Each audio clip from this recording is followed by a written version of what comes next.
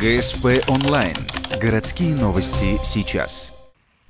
Суд вынес приговор страстному поклоннику с травматическим пистолетом. 24 января мужчина решился преследовать девушку, с которой расстался. Бывшая подруга отклонила реверанс и уехала в такси.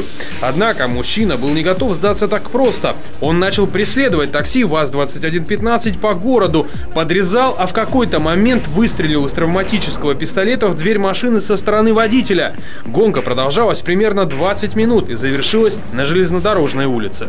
Перекрыл своим автомобилем проезжую часть полностью, вышел из автомобиля со своим пистолетом, направил пистолет в сторону едущего автомобиля ВАЗ-2115. Соответственно, водитель этой машины.